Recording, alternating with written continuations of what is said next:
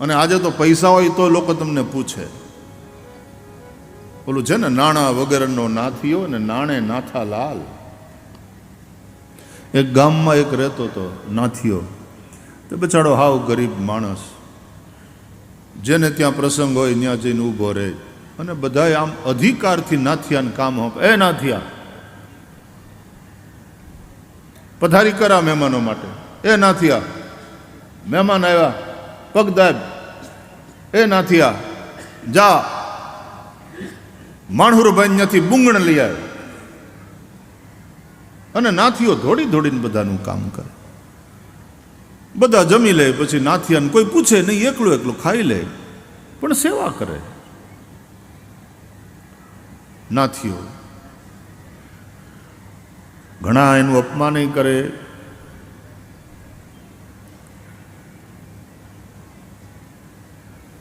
બાકી નાથિયાને કોઈ પૂછે નહીં, પણ નાથીઓ બધાનું કામ કરે. કરેલું ક્યારેય નિષ્ફળ જતું નથી, યાદ રાખજો. તમે સારા ભાવથી જે કંઈ સારું કામ કર્યું એનું ફળ મળે મળે ને મળે.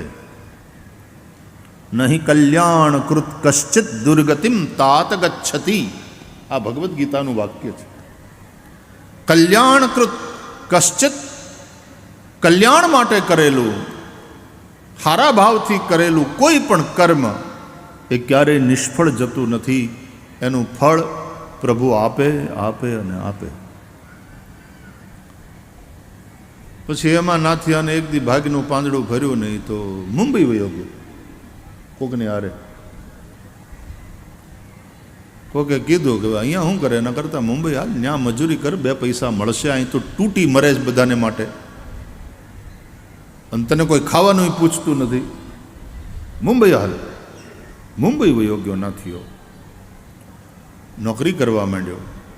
પણ નાથિયાને ઓલી ટેવ ને તૂટીને કામ કરવાની, નિષ્ઠાથી કામ કરવાની, આળસ નહીં, પ્રમાદ નહીં. તૂટીને કામ કર્યું નાથિયાએ. તે માલિકના મનમાં વસી ગયો.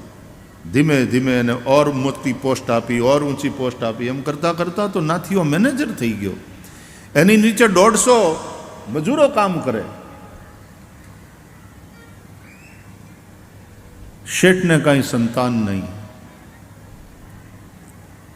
નાથિયો શેઠની દીકરાની જેમ સેવા કરે. શેઠ માંદા પડ્યા ત્યારે નાથિયાએ બહુ સેવા કરી, અને શેઠ બધુંય નાથિયાને નામે કરીને ગુજરી ગયા.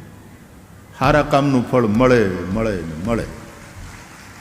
કરોડોની સંપત્તિ નાથિયાને નામે કરી, અને કે બેટા આ બધું સંભાળજે, તું ધ્યાન રાખજે. આ તારી મા હજી જીવે છે ને, મારી પત્ની, એની બરાબર સેવા કરજે. તો કે મારા બાપ, તમે કાંઈ ચિંતા ન કરો. અને એ શેઠાણી માને પણ નાથિયાએ ખૂબ હાંચવ્યા. પછી તો નાથિયાને શેઠાણીએ પરણાવ્યો ખરો. નાથિયાને ત્યાં બાળકો થયા. પછી ગામવાળાને ખબર પડી કે આપણો ઓલો નાથિયો નહીં, અરે એ તો મુંબઈ જઈને કરોડોપતિ થઈ ગયો. એ તો દોમ સાહેબીમાં આળોટે છે, એને ઘેર મોટરું ભરે છે, નોકર ચાકર છે. એમાં ગામમાં એક મંદિર બનાવવાનું હતું. એટલે ગામના બધા ભેગા થઈને કહે કે આપણે પેલા નાથિયાને બોલાવીએ તો હવે પૈસા બહુ છે. આ મંદિર આટલું મોટું અને પૈસા જોહે આમાં. અને એ ગમે એમ તો એ નાથિયો આપણા ગામનો. ત્યાં કોક બોલ્યું, હવે એને નાથિયો ન કહેવાય, એ કરોડોપતિ છે, એ નાથાલાલ છે, કોઈ નાથિયો કહેતા નહીં. તો કે આપણે બોલાવો, અંતે એનું વતન છે, આવશે. અને બધાએ નાથાલાલને આમંત્રણ આપ્યું, તમે આવો, ગામનો પ્રસંગ છે, મોટું મંદિર થાય છે.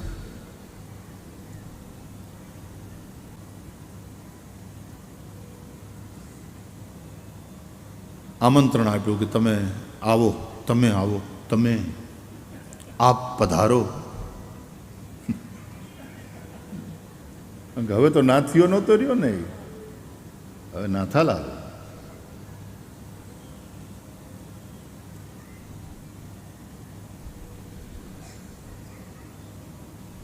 એટલે નાથિયાને પોતાનું ગામ યાદ આવ્યું, પોતાનું વતન યાદ આવ્યું. ને આવું સારું રૂડું કામ થતું હોય તો ભગવાને મને આપ્યું, મારે કંઈક દેવું જોઈએ એમાં.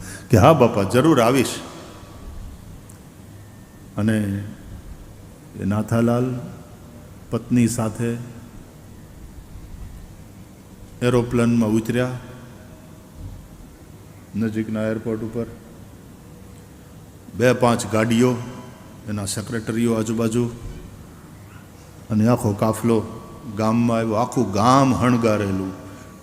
ગામે નાથાલાલનું સ્વાગત કર્યું.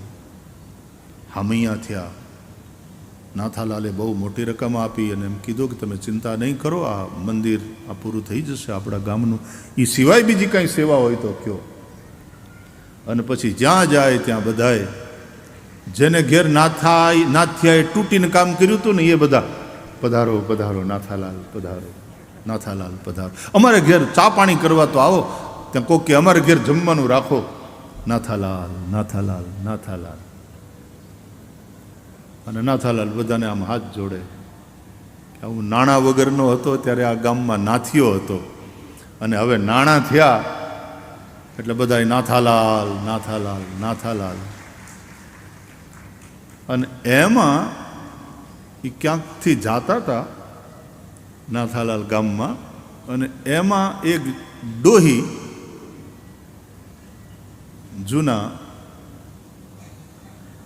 જે આવું કંઈક થાય ને ત્યારે આ નાથિયાને એમ કહેતા કે નાથિયા બટા તું ઢળડાઈ મરે છે હવે, તે ખાધું કે નહીં બટા કંઈ, પેલા તું ખાઈ લે. એ ડોહી ભાળી ગયા ને તે આમ મોઢા ઉપર તો હવે કરચલીઓ પડી ગયેલી, દાંતે મોઢામાં હતા નહીં, લાકડી. અને આમ નેજવું કરી અને નાથિયો કે નહીં, અને નાથિયાના આંખમાંથી જ્યાં હુડા ધડધડ તોડતા જાય. ઈ ડોહીને નાથિયાએ સાક્ષાત દંડવત કર્યા. આમ લાંબો થઈને પગે લાગ્યો અને ભેટી પડ્યો કે મારી માં, તારો હાચો સ્નેહ, તે હાવ હાચો પ્રેમ કર્યો મને.